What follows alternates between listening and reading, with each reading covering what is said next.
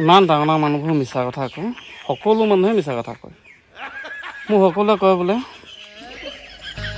কষ্টৰ ফল মিঠা, কষ্টৰ ফল মিঠা বুলি সকলোৱে কয়। আৰু সেইটো কাৰণে বহুত কষ্ট কৰিলোঁ আৰু মই নিজে প্ৰমাণ পাইছোঁ যে কষ্টৰ ফল তিতা।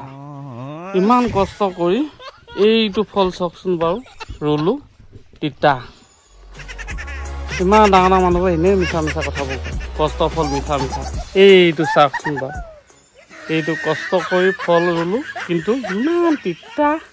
নমস্কাৰ বন্ধুসকল, কি খবৰ আপোনালোকৰ? নিশ্চয় সকলোৱে ভাল। আৰু মোৰ ইমান ভাল নহয়, বহুত বেয়া খবৰ। ইমান গৰম, আৰু গৰমটো সকলো ফালে পৰিছে বাৰু, অকল মোৰ গাতে বুলি নহয়। গৰমত একেবাৰে নৰম। এই গৰমটোৱে মানে কাৰ কি লছ কৰিছে নাজানো, মোক কিন্তু সাংঘাতিক লছ কৰিলে। এই দেখিছে নাই, একদম চেহেৰাটো একেবাৰে ক'লা ক'লা হৈ থাকিলে। সেইদিনাখন মই ঘৰত সুধিছোঁ বোলো, আমাৰ এই গোটেইকেইখন বোলো আইনাই বেয়া হৈ থাকিলে নেকি, গোটেইকেইখন বোলো ড্ৰেছিঙে বেয়া হৈ থাকিলে নেকি? তাৰপিছত মাহঁতে কৈছে নহয় বোলে ঠিকে আছে, ইমান ধুনীয়া হৈ আছে বোলে। তাৰপিছত মই কৈছোঁ মোৰ চেহেৰাটো যে মই দেখা নাই বোলো। তাৰপাছতহে মায়ে কৈছে বোলে নহয় বোলে, তই বোলে একদিন বোলে ৰ'দত কাম কৰি কঠীয়া পাৰিবি বোলে ক'লা হৈ থাকিলে, সেইকাৰণে তোৰ চেহেৰাটো বোলে আইনাত উঠা নাই।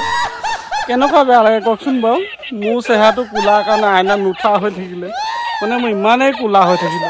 দুখৰ কথা বন্ধুসকল, মানে এই যে ক'লোঁ ৰ'দটোৱে যে কাৰ কি অনিষ্ট কৰিছে নাজানো, কিন্তু মোৰ সাংঘাতিক অনিষ্ট কৰিছে বুলি। আহাৰৰ 3 তাৰিখে মানে প্ৰথম আৰু ছোৱালী চাবলৈ যোৱা কথা আছিলে। এতিয়া আপুনি এইটো থপৰা লৈ কেনেকৈ বা ছোৱালী চাবলৈ যায়? এতিয়া প্ৰথম যাম যেনে হ'লেও অকণমান, যিমান পাউডাৰ সিমান ঘঁহিলোঁ একো কাম নাই দিয়া। মই 10 টকীয়া পঞ্চ ডেইলি ঘঁহিছোঁ, 10 টকীয়া পঞ্চ পাউডাৰ, কিন্তু কোনো কামত নাই দিয়া।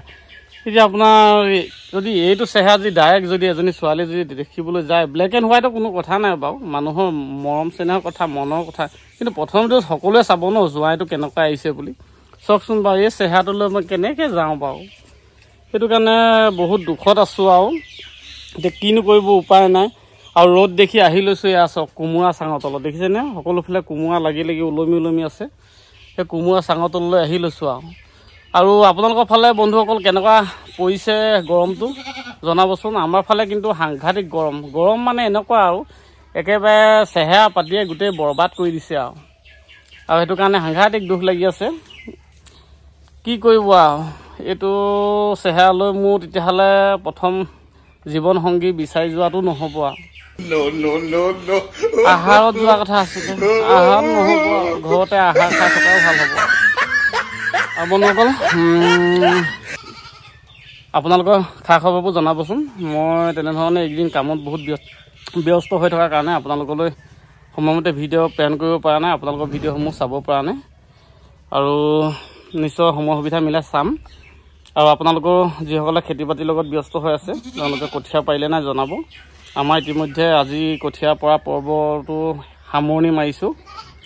আৰু সঁচাকৈ বহুত গৰম, আৰু সকলোৱে ভালে থাকক, সুস্থ থাকক, তাকে মই কামনা কৰিছোঁ। মানে যিটো গৰম পৰিছে দেখিছে, ঘামি আছোঁ। আৰু খোৱা বোৱাটো যথেষ্ট মানে সজাগ হওক, সচেতন হওক। তাৰমানে কেলৈ কণ মইনামণিসকলৰ বহুতো ৰোগ ব্যাধি হোৱা দেখিছোঁ। সকলোৱে সজাগ সচেতনতাৰ মাজেৰে ভালে থাকক, তাকে কামনা কৰিছোঁ। পুনৰবাৰ NB Assam 87 ইউটিউব চেনেলৰ তৰফৰ পৰা বহুত বহুত ধন্যবাদ জনাই, মৰম জনাই মোৰ ভিডিঅ'টো ইমানতে সামৰিছোঁ। ধন্যবাদ। জয় অসম।